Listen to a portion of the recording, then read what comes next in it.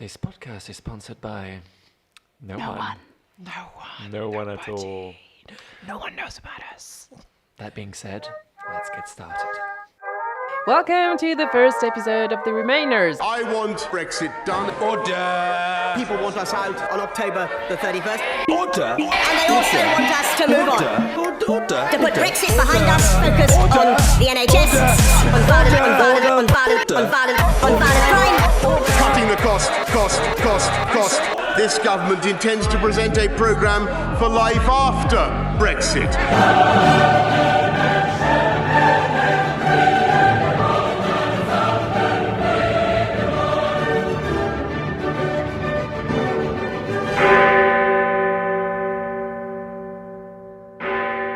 Before Brexit finally and sadly happened, I went to a salon organized by Timna, whom I had met when looking for models to photograph.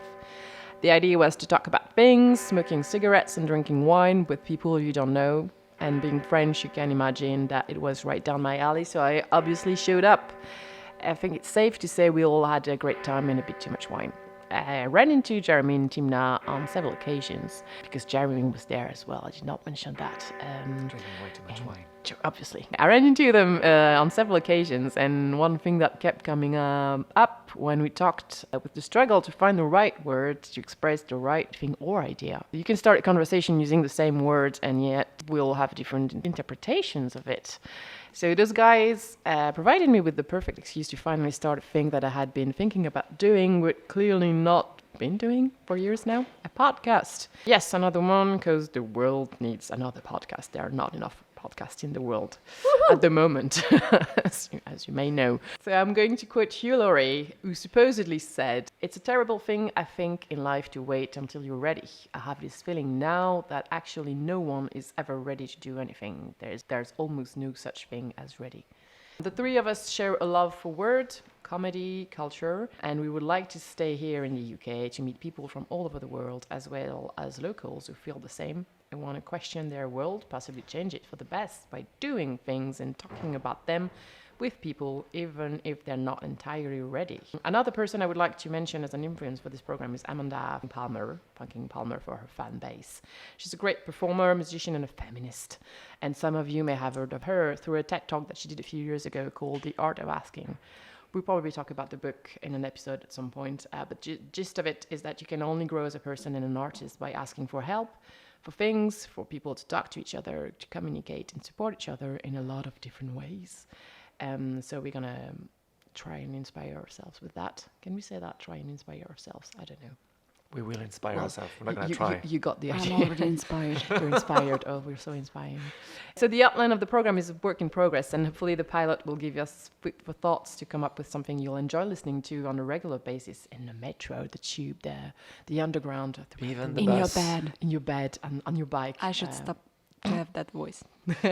Yeah. In your bed. So welcome to the first and hopefully not final episode of our podcast, The Remainers. And without further ado, please welcome my team members that you've already heard by now. Citizen of the world, Jeremy and Timna. Hello. Hello, please introduce yourselves. Tell Very the happy world to be who here. You are.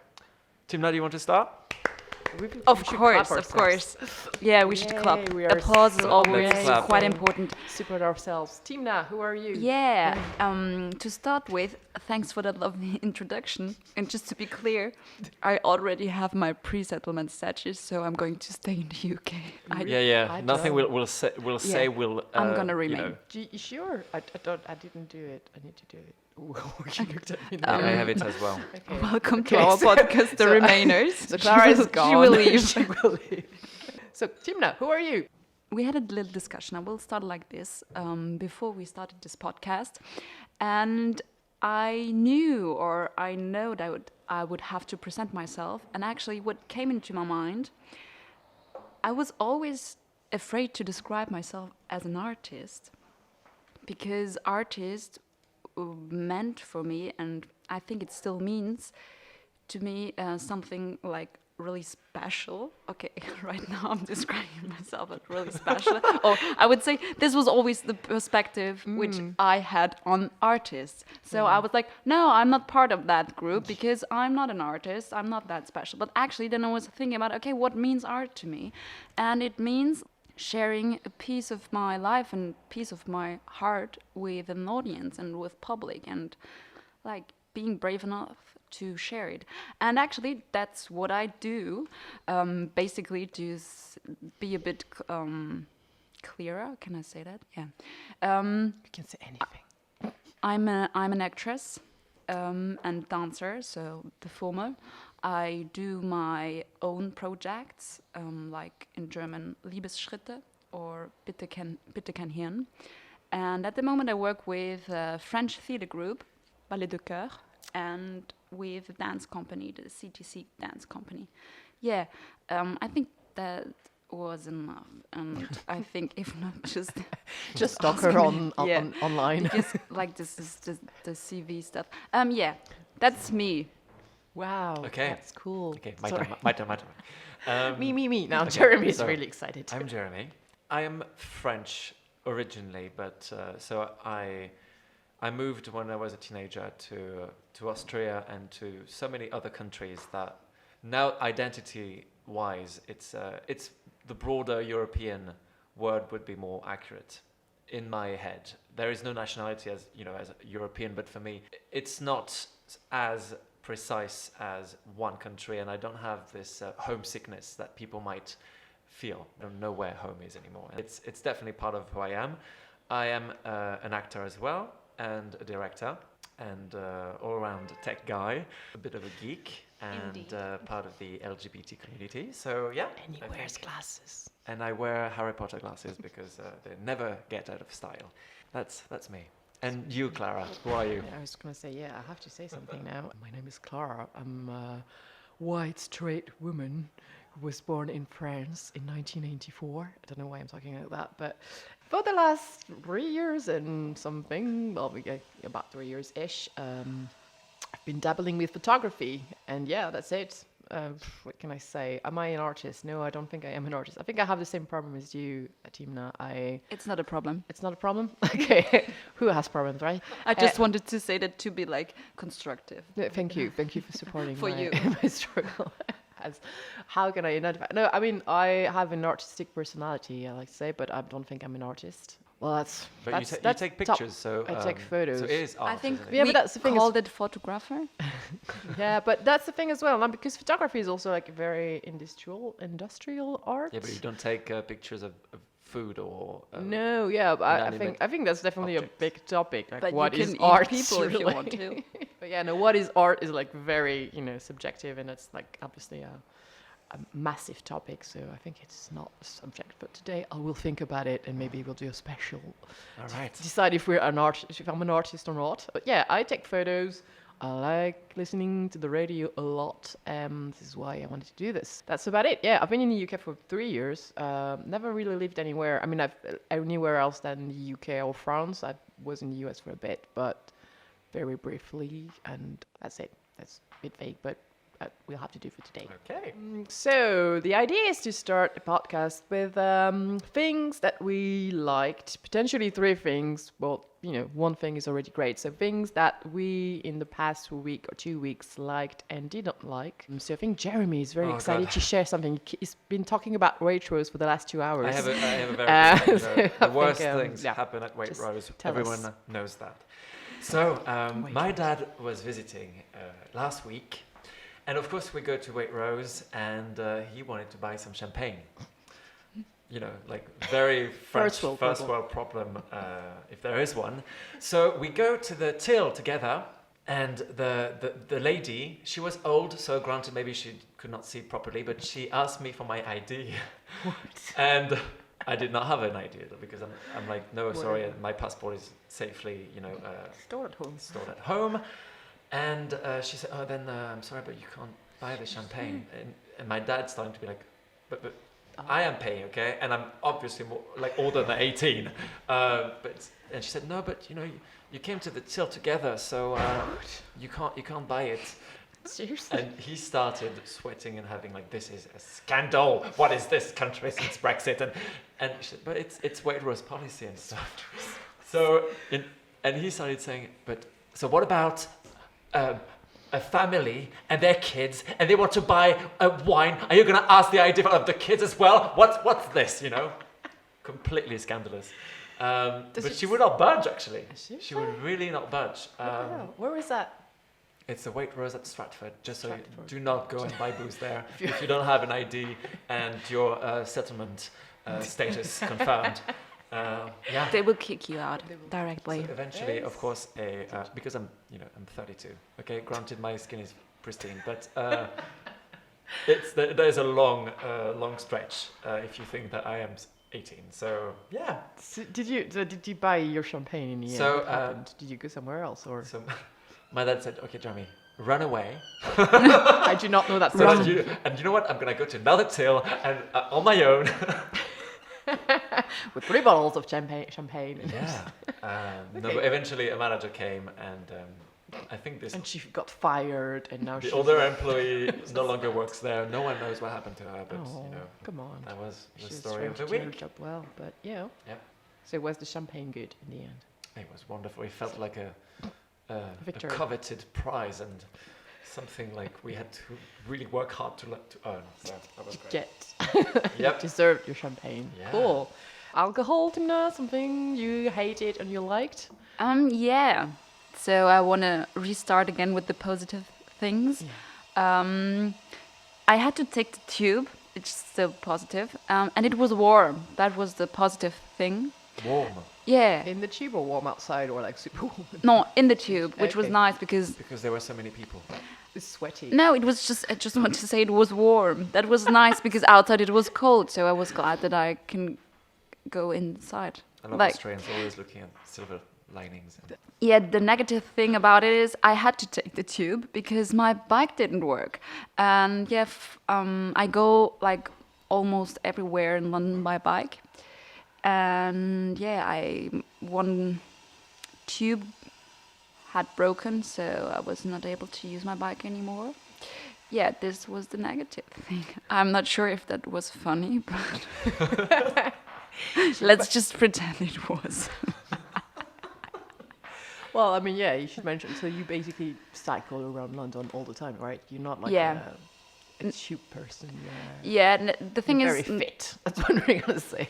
no, the thing is, very strong legs. Stronger legs. you just wanted to say I'm fat, but No, just very well defined legs. Cycling is good for you. thank you. And it's good for the environment as well. So it's like, Always save the remember. planet. This is. Yeah, so yeah, I cycle almost everywhere in London, basically because it takes me less time than taking the tube. The feeling of freedom actually when I take my bike. I don't have to check the time.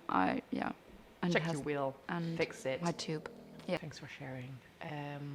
What did I like? Last week I was in Paris. I just got back.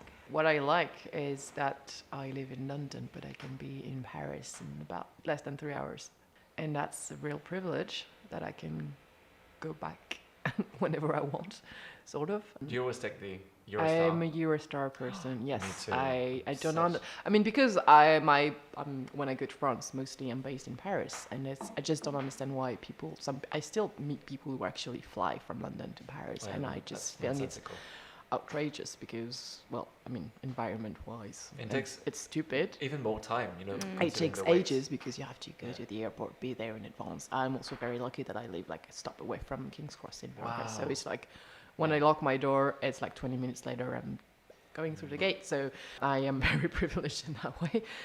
That's gonna sound so cheesy, but I enjoy freedom of movement for now, at least. I'm kind of worried now because you guys mentioned that you have your pre-settled status, and I keep saying I'm gonna do it. I haven't done it. You have until the 31st of December. Yes, that's what they say. I don't know. Is that really? I don't know. I feel like there's still gonna be so many more, the requests. I mean, they want more than this status. But let's not worry about that now. It's just I'm being a party pooper right now. I think it's time to move to something a bit more less about us, because we've talked about us and it was great. We were fascinating people, but we met someone. I'm not sure I'm going to pronounce her name properly, I'm gonna pronounce Jeremy's it. going to say it. So Afia Abusham is an understudy for the Uncle Vanya play. At the Harold Pinter Theatre? Yes, at the Harold Pinter Theatre. We met her and interviewed her, and here it is. We want to live by each other's happiness, not by each other's misery. We don't want to hate and despise one another. In this world, there's room for everyone, and the good earth is rich. My name's Afia Abusham. I'm an actress. I'm currently understudying for Sonia and Yelena in Uncle Vanya at the Harold Pinter Theatre. I was born in Bristol, which obviously you can't necessarily tell from my accent, but trust me, my accent has changed a lot over the years. So I've lived a few different places in England, like West Country, Hertfordshire, Essex, towards Cambridge, kind of moved around a lot. But my parents are Sudanese. My dad was born in Sudan, but my mum was born here in England. I've recently been going back more often than usual. I went back and forth when I was a child, but for like political reasons and the government there, it's meant that I haven't been there all the time. It was a country where there was all the art and the cinema and stuff was all shut down by the government, but now there's been a revolution in the last year and the government stepped down, in quotation marks, was forced to step down. Because my mum was born and raised in England, she gives me more of like an English upbringing. I mean, she lived in Sudan for a while, and I mean, she's half Sudanese and stuff like that. So, and both my parents are quite political, so we're always talking about things and aware of the world. But then my dad is, although he's lived outside of Sudan for a very long time, he was born there, and he's the oldest, and he's a man. Like, so as liberal as he is, he's still a Sudanese dad. When I was younger, they planned to move back to Sudan, so our upbringing, I would say, was a bit more Sudanese. Like, my dad's friends would be over with their kids, so we had more Sudanese in the house. My mum cooked more Sudanese food. Me and my brother went to Arabic school for a little bit. So I think when I was younger, I probably felt more Sudanese, and then we started going back more regularly. And then when that stopped, I think that was when it was completely like, English, I don't know about Sudan, like, I'm British, this is how British people do things. And I went to America. So I went to New York to study. Going to America was interesting because to be African American is something completely different to being black and British. There's similarities, obviously, but I mean, there's a whole history there. I mean, slavery is huge and you feel it, especially when people talk about it, but also just, I mean, obviously, like, in light of all of the shootings, like since Trayvon Martin, obviously all that was all happening before, but now it's been brought to light a lot more. You do feel that when you're in America. Like, it would be interesting if I spoke to people, they'd suddenly go, oh my God, are you British? And like their eyes would light up and suddenly like I was interesting. And so I would get treated, I think, differently to just like a general African American person. Not necessarily better or worse, it would depend on what situation you're in, but definitely different. But I remember saying to someone, I was like, I may not know the African American experience, but I'm still black in America. And if police officers took the time to hear a person's voice, they wouldn't be killing people. Do you know what I mean? So that was definitely an eye-opener. I think that's what kind of made me think more about being black and my history. Then I kind of came back and was like, oh yeah, like my family here, like my siblings and my parents. I ended up staying with some family, like my uncle and his kids and my aunt, and they are very much more Sudanese. Like, the kids all speak Arabic in the house, and like my aunt, so she's a lot more Sudanese. So then being in that environment, I was like, oh yeah, I forgot about all of this. Like, it kind of reminded me of being a kid, and then I'm around my cousins who are kids, so then I'm speaking Arabic a bit more and hearing it more regularly, and then I'm getting auditions where they're asking me to speak Arabic, and I'd be sitting with my aunt being like, okay, right, so how do I pronounce this one? And like, I need to translate this script. So like trying to go into auditions being like, yeah, I'm fluent in Arabic. But it is interesting definitely now, because obviously I came back to England and I was like focused on my acting, and like I said, I kept getting auditions come through for like Sudanese or East African person or Arabic speaker, and like I speak a little bit, but I haven't, like I said, I hadn't been back in 10 years, and I went to school there when I was a kid for a few months, so I learned how to read and write, so I can read really badly, like, so that kind of sparks my interest again, because when I was a kid I always wanted to learn the language. But it is interesting, because I mean, acting, you just have to learn more about, at least in my view, it's about learning and exploring different parts of yourself. If I notice there's like a gap in my understanding of myself, then I want to learn more about it, both for myself and for my career. And then it just kind of, then I get lost down a rabbit hole, and I want to learn this and this and this and this and this. So when I was a kid, my dad was in exile, so in and out of exile. So sometimes we could go back and sometimes we couldn't go back. And then I didn't go back for about 10 years. My dad had gone back within that time, but I'd been in America and studying and acting. And, you know, we weren't kids that you could just pile on a plane in the school holidays anymore. We kind of live our own lives. Me and my mum ended up going in May. It's been interesting going back now that I'm older and I'm not a child, because it means I can explore it as a grown-up, go out and see like the life of people my age, because obviously when you're a kid you go from house to house. You don't necessarily explore the country as it is. If you go so long from being away from somewhere, it kind of becomes very separate to you. So then when I was seeing everything and I was in more regular contact with my family, I suddenly thought, why don't I see you regularly? And then I came there and I realised, oh, you're all as crazy as me, like, this is fun. So now I keep going back and, like I said, going to see the pyramids and exploring different parts of the country, which I hadn't done before. But if I meet Sudanese people and they meet me and I say I'm an actor, they just go, how? Like, how are you an actor? You're either a doctor or you're a lawyer or you're an engineer. Like, how are you an actor? And I'm like, I had to do it, so I had to make it happen. There used to be an institute for music and drama, but it got shut down. When I was there, we did go past the National Theatre, but again, that had been shut down. And there's a film that just came out called Talking About Trees, which is like an independent documentary, and it's about how the cinemas got shut down. And it's these old men who'd studied film, and one of them had studied film in Moscow, and they want to open up a free cinema for people to see. And it's basically all the work that they're doing just to get a free space to show people a film. Obviously, you can watch films on TV, but to get people to gather and watch a film together, and all of the roadblocks that they came into with the previous regime. Now that government is gone, and there's a transitional government for the next 3 years, I definitely think film and theatre is stuff that's going to come back, because you're already seeing the resurgence of it. Because what was interesting is you're getting these people that are being killed and massacred by this government, but they stayed peaceful the entire time. They were literally just fighting with their voices and with paintbrushes, because they were literally painting the walls of the whole country in just that beautiful work that they wouldn't have been allowed to be seen before. And people were creating songs and poetry and stuff like that, and those became like the chants that everyone would be singing. So now you go to weddings and people are singing like revolution songs, because that's just popular culture now. So I feel like it was literally the art that created the revolution. So I think that's definitely something that's just going to grow. I mean, obviously, like I said, I am English as well. I don't want to take over and say this is how you need to do things, but I definitely want to be there to help nurture it and help it to grow. And just to encourage people to know that you might be Sudanese, but you can do this. I mean, obviously there are needs of the country, but if you're a filmmaker or an artist or a rapper or whatever, like, you could do it, and to create more support for that. And I'm seeing more and more artists and musicians out of the woodwork, and they were probably there before, I just didn't know. It would be really nice to get more people together and to create maybe some training for people and stuff like that. There was not much media coverage, and it literally had to be the people, and that's why there's been a lot of talk, because obviously people in Sudan were doing the Facebook Live and tweeting what was happening, but it was also the diaspora who were the ones that were then sharing what was happening. So I remember one of my friends being like, your Instagram is like Al Jazeera, because on my Instagram story I'd just be posting things, and my Twitter is all about Sudan, like, because I've never used it before. So I was just like, well, let me just retweet what's happening, and, you know, people who are interested will follow it. We had to just become our own news, and I guess that's the positive thing about social media. What's interesting now is, since all of like the revolution in Sudan and stuff, I've started to have Sudanese friends, which, like, I haven't hung around with Sudanese people really since I was a kid. There's kind of the thing of, oh my god, they're going to judge me, like, I'm very British, I'm not very Sudanese, like, I'm not a practicing Muslim. Like, the revolution happened in the country, but it kind of sparked a revolution for all Sudanese everywhere. Like, you would hear all the diaspora in different places being like, I never used to hang out with Sudanese, but now I've got these Sudanese friends now, and it's nice. It kind of brings you closer to your culture, and it kind of stops you having that judgment.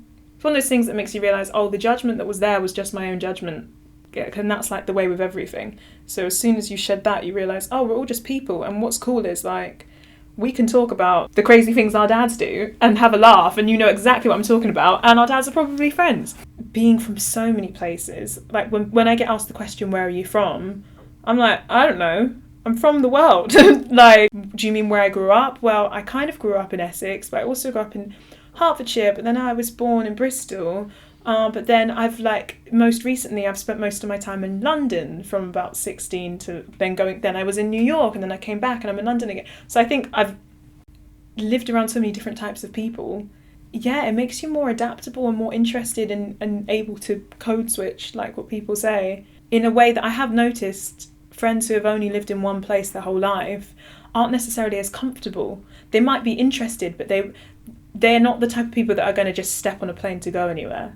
Because I love travelling and meeting new people and exploring new cultures and then trying to pick up little bits of other languages. So I don't speak one language fluently, but I speak pieces of languages.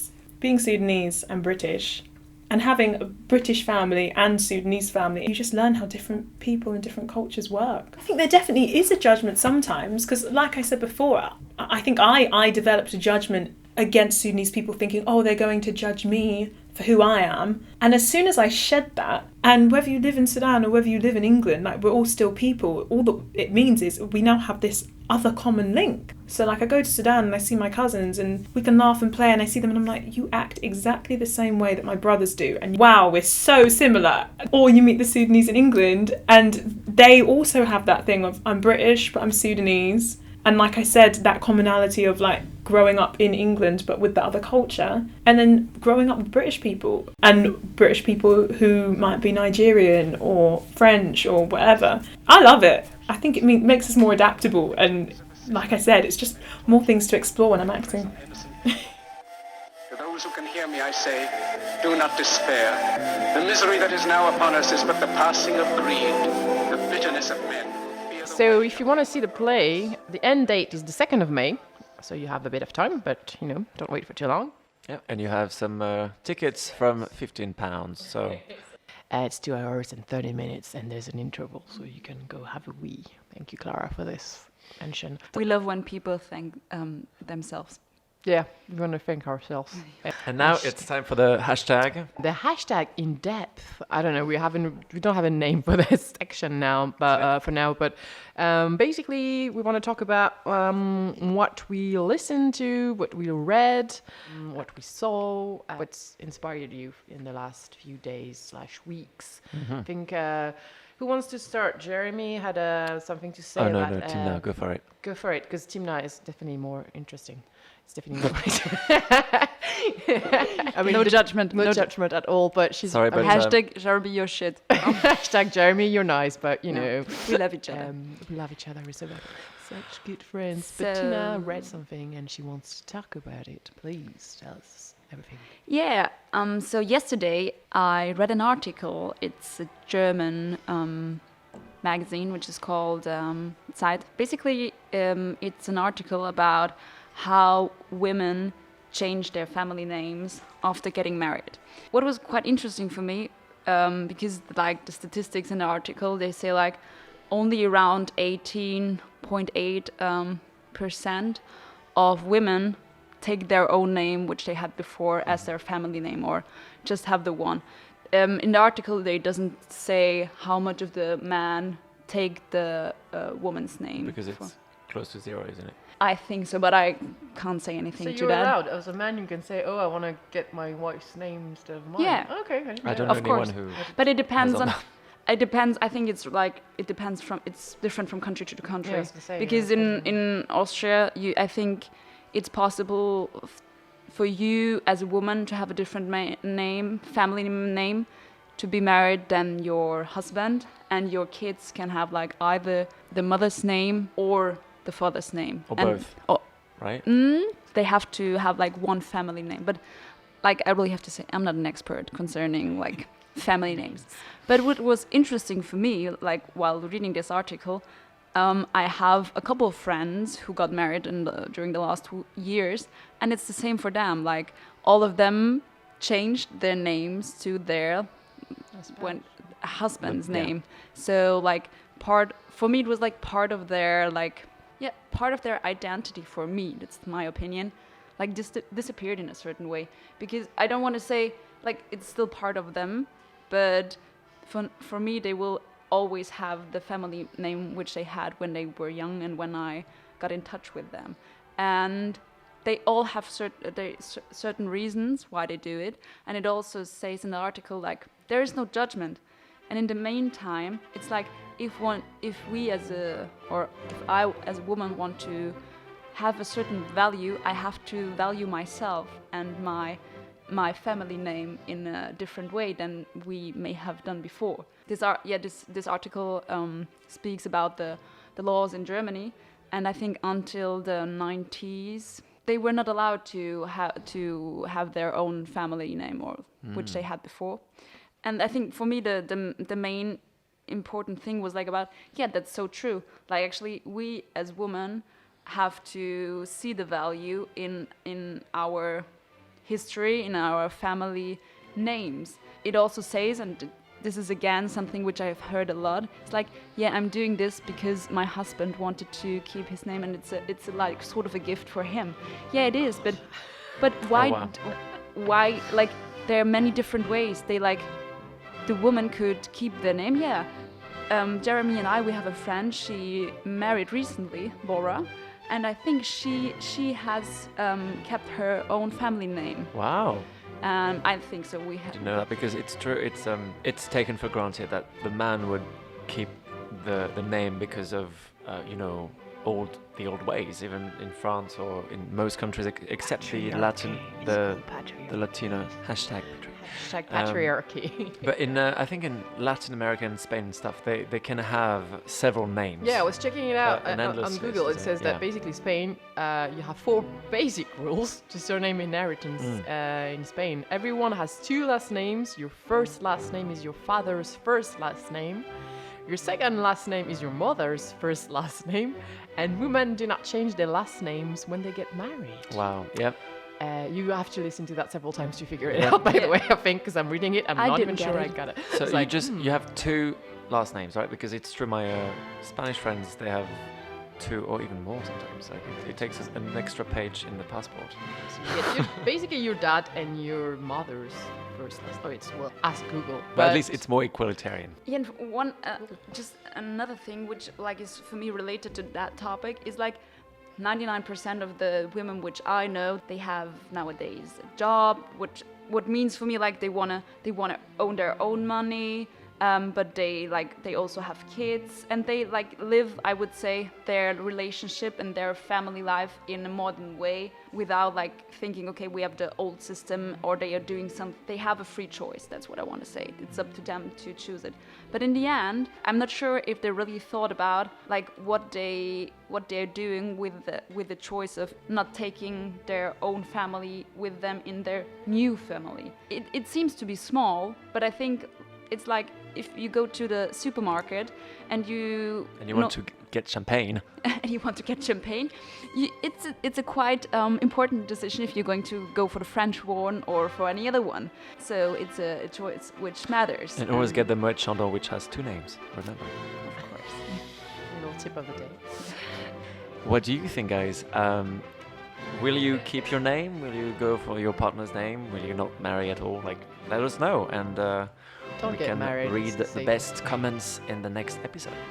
And what is the reason for keeping your name or for taking your partner's name? I think the only good reason to take your partner's name is your surname is shit. Because I knew this girl who had like a very embarrassing surname. And, I mean, she didn't get lucky because her husband was not. It was called ham in French, like jambon, and she was like jambon or something. So basically, in the end, she was like, I don't know whether I get married or not. Like, I mean, our surnames are not that great. Well, actually, what if you're gay? What happens? Two women. In Austria, until I would say 2 to 3 years, they always had a hyphen. Okay, so you go for 2 names. So they were discriminated in a little way. God. Because then you saw like on the paper. Okay, so you know the person is not straight. Oh my God. And, yeah. Okay. Yeah, but also, if someone's listening to us is married and gay, please let us know what happened. So I don't know what the rule would be. Because it might be interesting, like, just to know, having the same family name, does it give you more like a feeling of, okay, we're now a family because we all have the same family name? Or is this, but is the feeling of family created on a name? Or? In the old ancient times, it sounds like it's like 1,000 years ago. But for a woman, it was so important to be married because it was, I think, the only the yes. The only so aim. it was the maiden name was very much that. You know, she had almost no identity before she got married, and then she had a purpose before, isn't it? She was complete. Yeah, exactly. Like she was raising. She was a housewife. Like my Useful person. yeah. Thank you, Tina. Anything else to add to this, or you wanna? Only the thing, my name is Timna, not Tina. Timna, sorry. Nights, things that we recommend, extraordinary things we recommend. I think Timna and Jeremy, you saw a film recently, or I saw it a while ago because I did not realize. It's a little niche film. No one heard about it. It wasn't but, released until recently in the UK. Yeah, that's why I just saw it like a week ago, and I think the majority of people in the other part of Europe saw it. Continental Europe. We're speaking about the film Parasite, just so you know. Oh yeah, Parasite. We didn't mention it until now. And in Austria it was released, I think, half a year ago, and in France too, I think. It was So. the It summer, was- right after Cannes, actually. I think. Right, Or even exactly. During Cannes, I don't know. I've seen it a while ago. I remember it was sunny. Yeah. Yeah, I saw it a week ago, and I really totally recommend it. Yeah, it's a really, really nice film. It was my first Korean film, which I... Really? Yeah. Wow. Probably the same. I honestly, I did go see it. I was like, okay, I have to go see it. I wasn't sure I was gonna. I don't know anything about Korean films. Maybe I've seen one, but I don't remember. They have it. great. No, I know that, like but it's thrillers just and that very kind of stuff. lazy of me, and I was just like, well, I need to, go try it, and I really, really enjoyed it. I think it speaks to a very large. I mean, the Oscars they got like best film and best director, which was like really surprising because it's not even an English-speaking movie, but the topic and the way it's been dealt with is like at least it speaks to the Western world. Just like And we can relate. It's from not just a a- matter of the from a language. Technical point of view, it's everything was created. The entire set was created for the camera. The house itself, the second floor is CGI, Oh, really? and so everything yeah. has been just built to help the camera, navigate the space. So it's really even the street and the kind of underground flat. Everything was just created from scratch. It just which spoiled is- the film. Sorry, No, I mean I they wouldn't all say die. it's Okay. they all die and Didn't. aliens come and then just destroy everything. No, I mean you're not spoiling it, but it's in the trailer anyway. But it's I fine. recommend Yeah, go on see YouTube it. you have a lot of programs that explore every bit of the hidden stuff that you might not see and about this movie. So also go- we'll put the links in the description then because I want to see them as well. and go and watch it more than once. I think you will I'm see gonna so watch much it more the again. second time round. I will. What I loved about the whole story and the plot, like the mix of this comedy and tragedy, because I think for me there are not that many films who will like really show such a funny way like how these people live. I don't want to spoil the film, and then get Poor people, poor.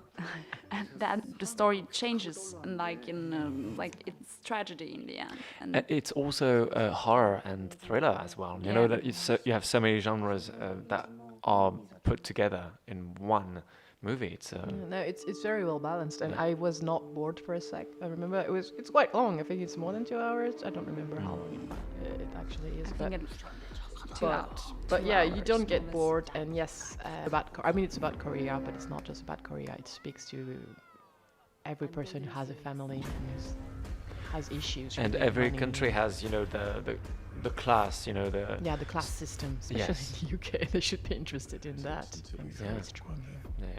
And it's an interesting take. Who is the parasite? Is it the rich towards the poor or the poor towards the rich? And in this movie you can see that. Oh, it's an interesting interpretation of the class system. So, It's tragic, but you laugh a lot. oh yeah, definitely. It's a good one. So, Parasites, go see it.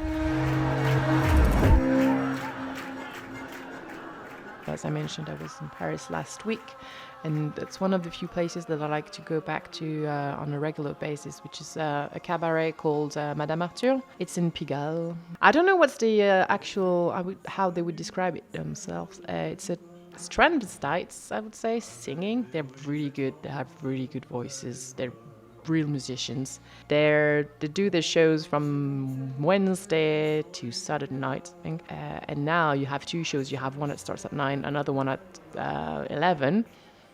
11 is more like the classic cabaret. You have a small stage and you can sit and listen to them. The thing is, it's all in French, but what they do, especially on the first show, is that they'll take a theme, and when I went last week was ABBA. So they'll take all of the songs, but all of them, but lots of songs from ABBA, and they'll translate them in French. So obviously, if you're not a French speaker, there are things that you might lose in translations because they're very funny as well, and they do change the lyrics a bit, but not that much. And it's a real show. There's like, there's a director, and they act and they sing.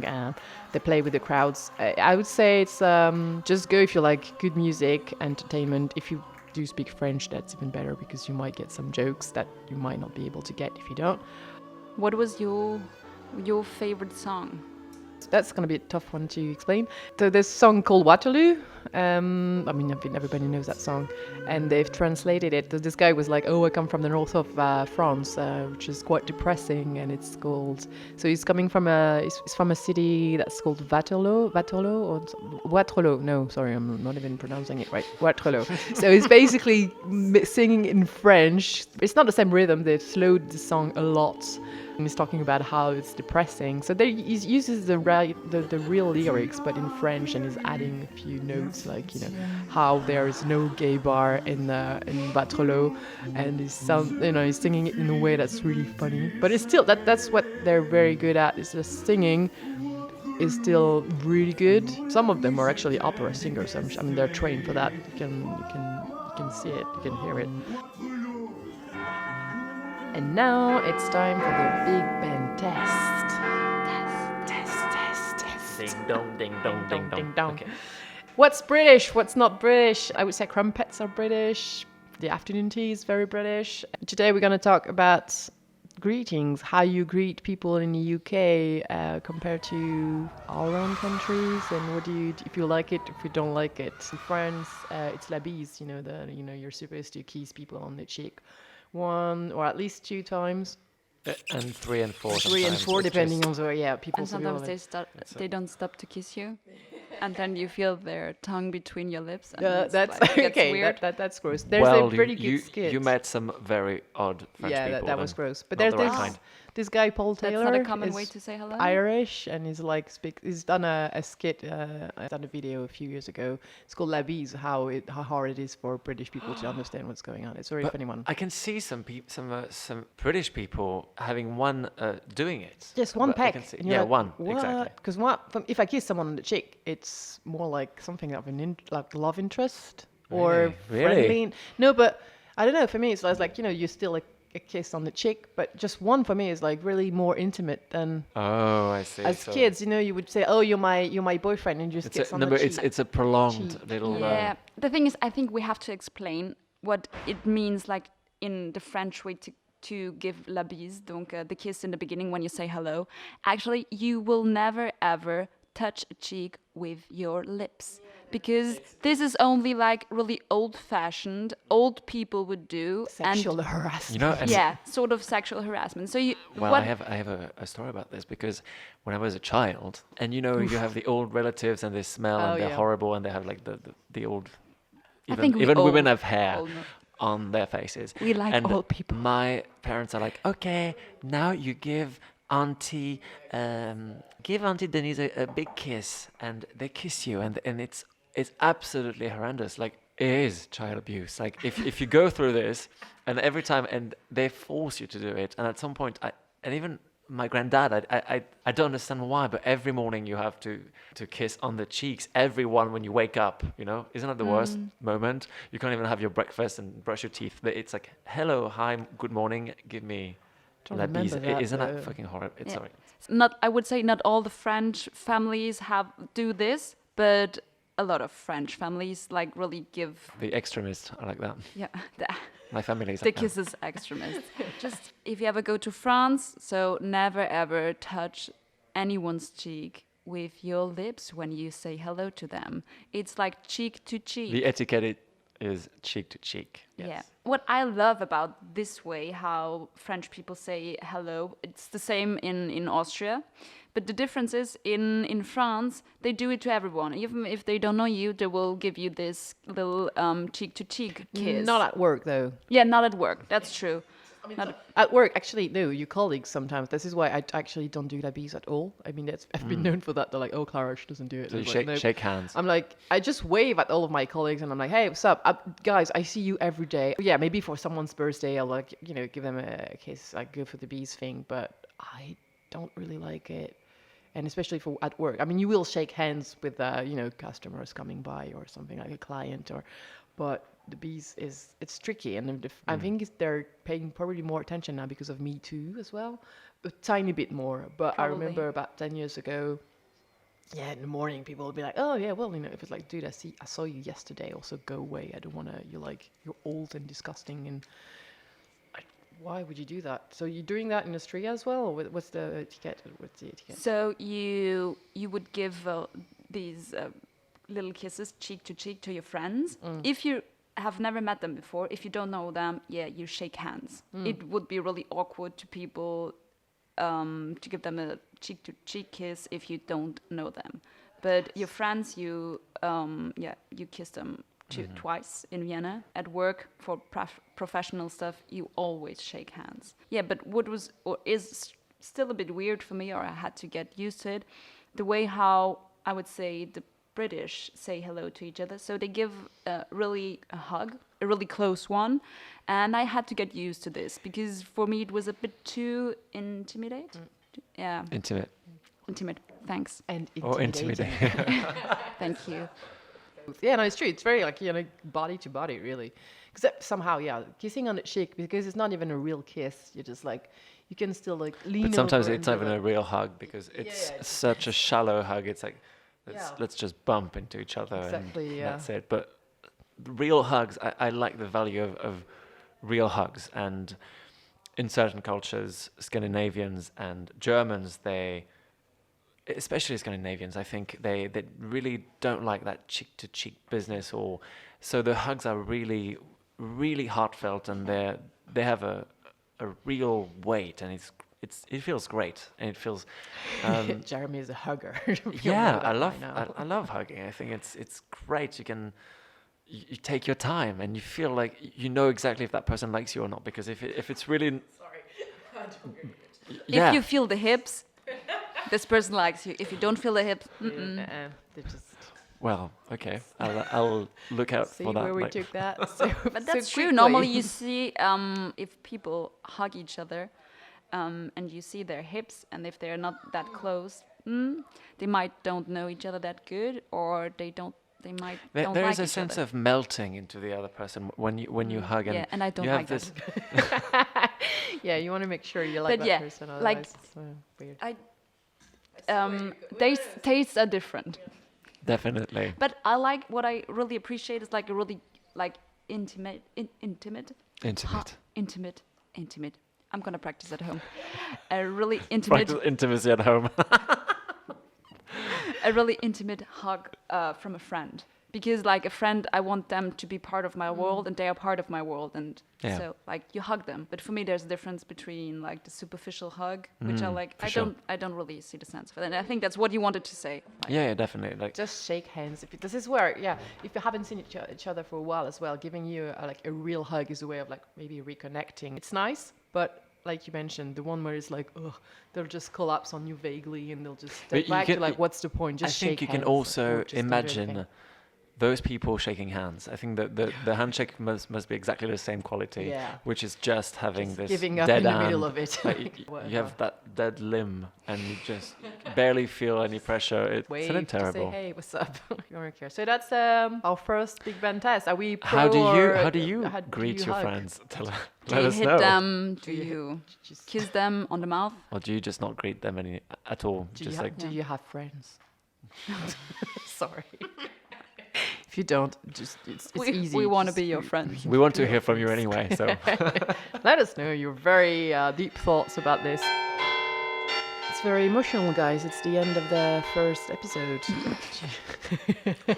Okay, made Timna it. is really, really sad about it. I'm emotional. You're emotional. Tears are rolling down her cheeks. So it's time to say goodbye. But before that, it's also time for some, whoring around. We're going to upload this podcast, and we have what we'd like you. If you like it, if you don't like it, just don't talk about it. Just it's fine. Just forget. You Forget ever about listened it. to it. Sorry, and you wasted and move on and such go back We to will still a love long you. time. We still love you. Well, love is the answer, but just hate is not the But answer. if you like us, Subscribe, comment, share, the whole 9 yards. Jeremy, you're our don't the forget professional. to cover us with stars, 5 ideally. We need to thank Salty Commune for hosting us today. Salty Commune is a Co-working space. co-working space. And I think they still have a few desks available, just saying. It's quite nice for It's people nice. If you're a bit of a freelancers. creative person, freelancer, they're very cool people, and they let us use one of their meeting rooms, which is very nice of them. We'll put the details in the description again. Should we do a little disclaimer and on a politically correct but still much needed note? It's fair to say that we're all white people around this table. We're mildly privileged in the sense that we get to do our things, creative stuff. And so we are trying to pay attention to what's out there. Obviously, we are missing lots of things because the world is quite big. We want to know what topics you want to hear about, who you want to hear about. So yeah, suggest topics, stories. What do you think? We'll try our best to incorporate them in our conversations. Timna, Jeremy, things to say. We would love to get in touch with you. So And thank you for listening. Thank you for listening. And until next time, well, enjoy yourself because it's later than you think. Yep. Bye. Bye-bye.